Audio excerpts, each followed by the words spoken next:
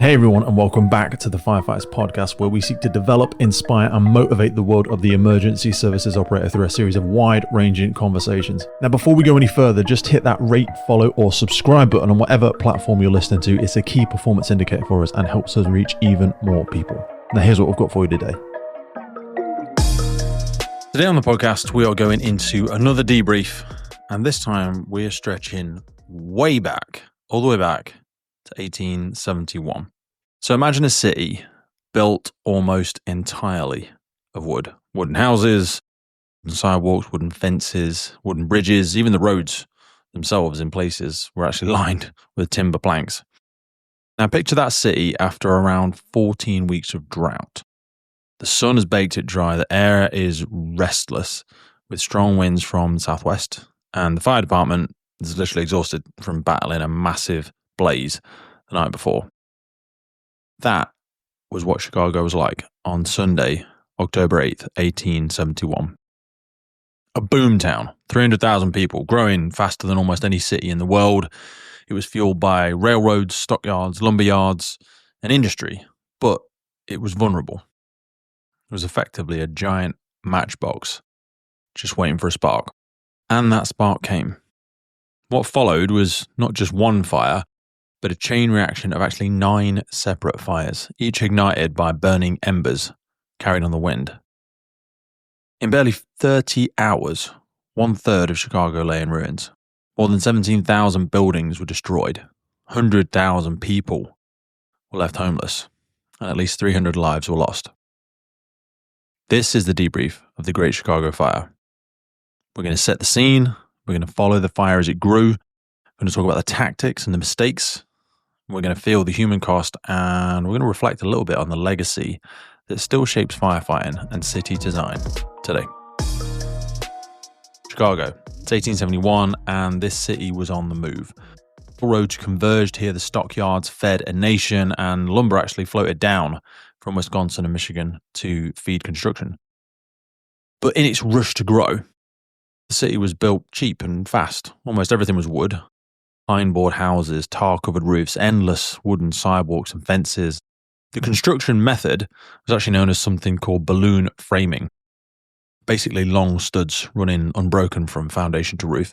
It meant that once a fire got in the walls, it would actually race upward, kind of like a chimney. And on top of that, Chicago was in the grip of a brutal drought. Between July and October, only about 2.5 inches of rain fell, compared to almost 9 inches in like a normal year over there. There was 14 weeks of bone-dry air. The weather on October 8th wasn't helping. Southwest winds gusted up to 60 miles an hour, was some of the reports I found, blowing hot and hard across the city. Firefighter would call that perfect fire weather. Chicago was an absolute tinderbox. I was trying to find the causes of these fires, so I'm going to go into a little bit of myths and reality. Now, on the day at about 8:30 p.m., a fire was spotted at the rear of the O'Leary property on DeKoven Street. The lot was narrow, 25 feet wide and around 100 feet deep. 2 small cottages sat near the street with a barn behind them. Inside that barn were 2 cows, a calf, and a loft absolutely stuffed with dry hay. Across the street sat Daniel Sullivan, who was a drayman, which is basically like a wagon driver. He saw the flames, shouted fire, and rushed across to try and free the animals. That was the alarm being raised. But what caused the fire? That's the million-dollar question, isn't it? And it's never really been settled. So the famous story is this version of the cow and the lantern stories. So Catherine O'Leary goes to milk her cow with a lantern. The cow kicks it over, and the fire begins. A broken lantern was actually found in the ruins, but Catherine swore she was in bed earlier that night, nursing an ankle injury. And she said she never milked past about 5 p.m. anyway. Another version of the story blames McLaughlins, tenants that actually lived on the property, who were holding a party that night. Supposedly a guest crept into the barn late to fetch some milk for whiskey punch or oyster stew, and the cow, unused to strangers, kicked, lantern down, fire lit. Same scenario. Some say that local boys sneaked in to smoke and dropped a match. Others, like Catherine's son, spontaneous combustion of hay. But still, another story came years later from a gambler Louis Cohen, that I found as well, who claimed he and his friends were playing cards in the barn when the lantern went over. Take your pick, but here's the truth. Chicago was so primed to burn that really any spark, whether it's a cow, a gambler, or a careless kid, would have been enough. For Catherine O'Leary, she actually spent the rest of her life shunned, blamed, turned into like a caricature in newspapers. But she died in 1895 heartbroken, branded by a legend. And only in 1997 did the Chicago City Council officially exonerate her and the cow, of course. It was over a century too late. So, let's go back to the fire. The first barn was engulfed within minutes. Wooden fences and sheds acted like fuses, carrying the fire from lot to lot. The hayloft exploded in flames. Embers carried aloft in the violent winds. Here's where the fire became something firefighters today would probably recognise as an ember storm. So, not a single fire front, but a succession of spot fires ignited like blocks away. By about 9:30 to 10 p.m, debris was already flying north. And within 90 minutes, a burning brand landed on Batum's Mills in a second fire. Soon, more embers were raining across the Chicago River, igniting lumberyards, gasworks, warehouses, and rooftops in the business district. 2:30 a.m, the courthouse was absolutely ablaze. The central bell tower actually collapsed, and the great bell crashing down reportedly was heard like a mile away. Fire whirls, tornado-like spirals of flames. You've probably seen them in some like YouTube and some social media stuff. They tore through the city, ripping boards loose and hurling them blocks away, creating even more fires. The fire actually jumped over the river again, taking root on the north side, and by 6 a.m. on Monday, the separate blazes had emerged into one single corridor of fire stretching to the lakefront. Then it was just unstoppable. So what went wrong? From a tactical lens, several things doomed the firefight basically from the start. And some of these, well, all of these are relatable to today. So communications. A watchman, Matthias Schaefer, misdirected firefighters to the wrong address on the first one. The courthouse fire alarm system also failed to register the first calls. And those delays, even today, are fatal. Manpower, as it was known as in those days, Chicago's fire department had just 185 firefighters and 17 horse-drawn steam pumpers for a city that was now 300,000 strong. And they were already exhausted from the night before.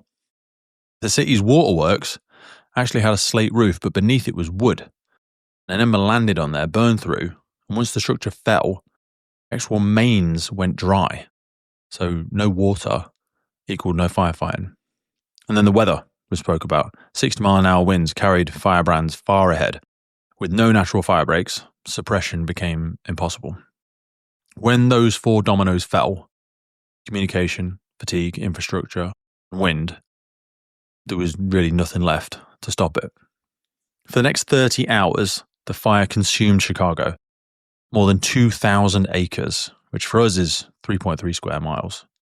Roughly 17,500 buildings were destroyed. 73 miles of roads and 120 miles of sidewalks were gone.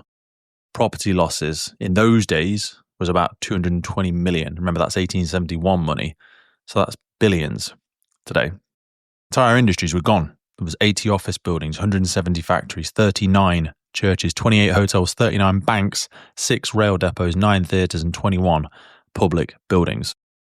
The numbers just stagger the mind. To visualise, if you'd laid every destroyed building end to end, they'd stretch over 100 miles. Refugees fled north towards Lincoln Park, camped out on the lakefront or crowded into a few surviving churches or public halls. It was so intense it created its own weather system. People fled in terror, some carrying what they could, others just running barefoot, their possessions left behind. By the time rain fell on the Tuesday morning, more than 100,000 people, which is a third of Chicago's population, were homeless. Around 300 were dead. Despite all of that, even as the ashes still smouldered, Chicago began to rebuild. He'd poured in. England actually sent thousands of books, because that's what we do, and actually formed the basis of Chicago's first free public library. Relief committees raised thousands upon thousands, within days. Businesses and hotels opened their doors as shelters and hospitals. The Palmer House Hotel, which had opened literally just 13 days before the fire, was actually destroyed. But its architect had buried the blueprints. He rebuilt it in iron, brick, and terracotta and marketed it proudly as the Fireproof Hotel. Terracotta, which is clay tiles like wrapped around steel, became Chicago's secret weapon, insulating skeleton frames against fire. Now, there were setbacks. There was the panic of 1873, where froze Capitol. There was actually a second fire in 1874, which destroyed another 800 buildings. And many poorer families couldn't actually afford to rebuild under the new fireproof codes that had been put in place. So the city's spirit had to really stand strong. And honestly, it seems it was pretty unbreakable. There was some great architects around in the time. Daniel Burnham, William LeBaron Jenney, and a guy called Louis Sullivan. They pushed new designs, steel frames, skyscrapers, functional facades. And by the 1880s, Chicago was one of the most fire-resistant cities in America, and also one of the most innovative. The Great Chicago Fire forced the world to see urban fire differently. Out of destruction came progress. There was building codes, prevention, urban planning, and professionalization of the fire service. It also left loads of cultural marks. Fire Prevention Week, which we should hopefully all be familiar with, was first declared in 1922 by President Warren Harding and is still observed every October in memory of that fire. The site of the O'Leary Barn is now home to Chicago's Fire Academy, which is pretty cool, dedicated to it in 1961. Up front stands Egan Wiener's 33-foot bronze sculpture, call it the Pillar of Fire, with flames twisting skyward in memory of it. Catherine O'Leary, you remember from the beginning, once vilified, has been exonerated, and her cow as well, finally freed from the blame. Chicago today, the fire department is one of the largest one in the United States. From those 185 men with 17 steam pumpers, it's now grown to 96 engines, 61 trucks, 80 ambulances, and specialized units from hazmat to marine to all sorts. In 2018, the CFD actually responded to nearly 900,000 calls in a single year. That scale is staggering and just shows how far we've come. And when I look back at the Great Chicago Fire, because I did a lot of research for this episode, we pulled together some debriefs, actually sent some stuff from someone in Chicago Fire, and then fact-checked it against all the stuff we have around the internet. It took around a week to put this together, and I really enjoyed putting this little debrief together. I see more than just smoke and ruin. It's like a crucible, a city that was tested, broken, and then reborn. And for firefighters, it's a debrief across time. It shows us how fatigue, infrastructure, weather, human error can converge into disaster. It teaches us that prevention is as important as suppression. And it reminds us of resilience, that kind of I will spirit that rebuilt Chicago out of the ash and cinder. So, next time you're on the fire ground, standing in the wind, watching embers lift and scatter and thinking, that's good, that's pretty cool. Remember, in 1871, those same forces destroyed a city, and the ruins of that city, our modern fire service, and the modern city planning was born. That is the Great Chicago Fire. I'll see you on the next one. Well, that's it for today, folks. Hope you took a lot away from that episode. We started the Firefighters podcast to develop, inspire, connect, motivate, represent, and most importantly, celebrate the world of incredible emergency services operators and the wider sector through this series of wide-ranging conversations. We really love creating this podcast and bringing it to so many people. Did you know you can also find these on YouTube? We do a lot of video podcasts now. You can head over to our YouTube page and follow, subscribe there. And as a final ask from us, whatever platform you're on, please rate the podcast. It really helps us as a key performance indicator to reach more and more people. I've been your host, Pete Wakefield. This has been the Firefighters Podcast. And wherever you are in the world, please stay safe, be happy, live with intention, and where possible, please remember and support your firefighters and first responders. I'll see you next time.